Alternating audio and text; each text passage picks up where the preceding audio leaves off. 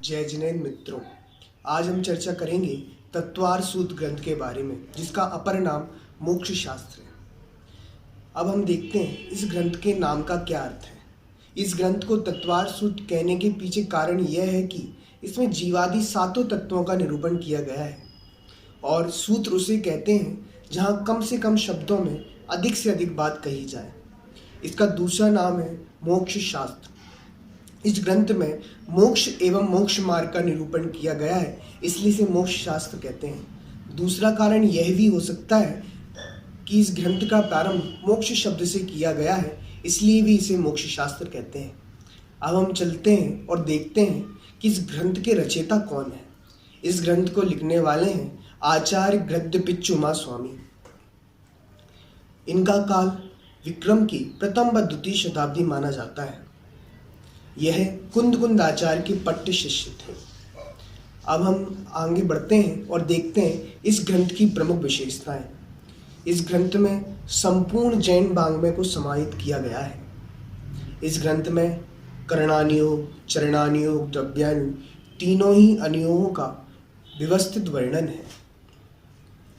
जो महत्व वैदिकों में गीता का, ईसाइयों में बाइबिल का और मुसलमानों में कुरान का है, वही महत्व जैन परंपरा में तत्वार सूत्र अर्थात मोक्ष शास्त्र का है। विश्वविद्यालयों में जहाँ भी जैन पाठ्यक्रम पढ़ाया जाता है, वहाँ यह ग्रंथ अवश्य रूप से पढ़ाया जाता है। जब भी 10 लक्षण पर्व आते हैं, तब 10 दिन इस तत्वार सूत्र का पाठ किया जाता है, उस पर व्याख्यान प्रवचन किए जाते हैं। इस ग्रंथ पर 1000 से भी ज़्यादा टीकाएं उपलब्ध हैं, जो कि विविध भाषाओं में हैं। अब हम आगे चलते हैं और देखते हैं इस ग्रंथ पर लिखी गई प्रमुख टीकाएं। इस ग्रंथ पे लिखी गई महत्वपूर्ण टीकाओं में सबसे पहले है आचार्य समंतभद्र देव द्वारा रचित गंधहस्ती महाभास, जो कि अभी उपलब्ध नहीं है।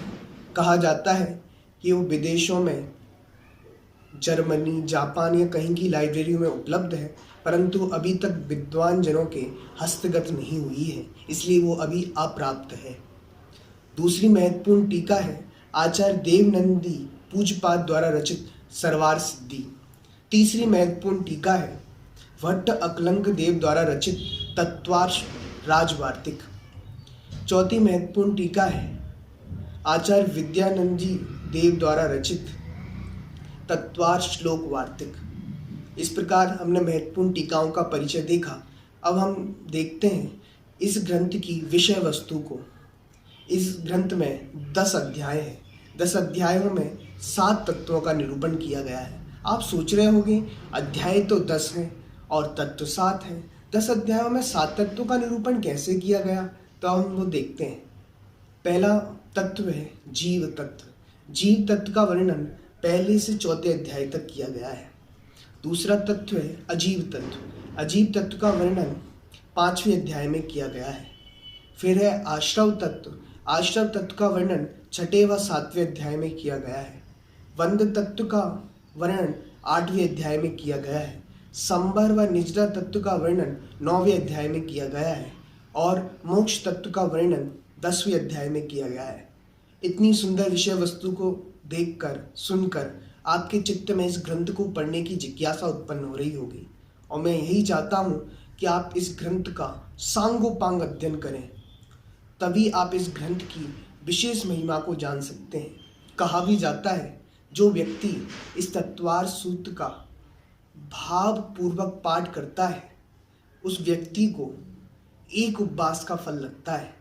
तो आप सब इस ग्रंथ का भले प्रकार से पठन पाठन करें और तत्व ज्ञान को प्राप्त करें। इसी मंगल भावना से जय जिनेन्द्र।